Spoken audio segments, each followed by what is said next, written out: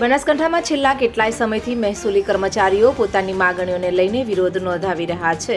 ત્યારે જિલ્લાના 600 મહેસૂલી કર્મચારીઓએ આજે હાથમાં બેનર સાથે સૂત્રોચ્ચાર કરીને વિવિધ પડતર પ્રશ્નોના મુદ્દે રેલી સ્વરૂપે કલેક્ટર કચેરી પહોંચી પોતાની માગણીઓને લઈ વિરોધ નોંધાવ્યો હતો।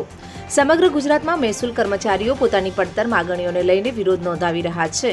ત્યારે આજે બનાસકાંઠાના મહેસૂલ વિભાગના કર્મચારીઓએ માસ સીએલ ઉપર ઉતરીને પોતાની માગણીઓને લઈને સરકાર સામે વિરોધ નોંધાવ્યો હતો। થોડા દિવસ પહેલા મહેસૂલી મહેકમે ફરજ બજાવતા કર્મચારીઓએ કાળી પટ્ટી બાંધી પણ વિરોધ નોંધાવ્યો હતો। જો કે સરકારે હજુ સુધી તેમની માગણીઓ પૂરી ન કરતા હવે મહેસૂલી કર્મચારીઓ માસ સીએલ પર ઉતર્યા છે। નાયબ મામલતદાર સમગ્રની પ્રબળતા યાદી છેલ્લા 8 વર્ષથી વધારે સમયથી બનેલ નથી। રાજ્યમાં ફરજ બજાવતા કર્મચારીઓના જિલ્લા ફેરબદલીની જેટલી રજૂઆત વિભાગ ખાતે હાલ પડતર છે તેને તાત્કાલિક નિર્ણય કરવો।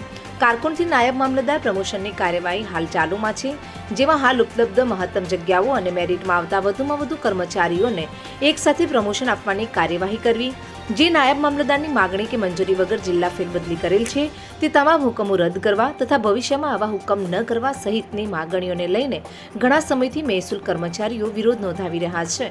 પરંતુ મહેસૂલી કર્મચારીઓની માગણીઓ સરકારે પૂરી ન કરતા આજે તમામ કર્મચારીઓ માસ સીએલ પર ઉતર્યા હતા અને હાથમાં બેનરો અને સૂત્રોચ્ચાર કરી સરકાર ઝડપથી તેમની માગણીઓ પૂરી કરે તેવી માંગ કરી હતી।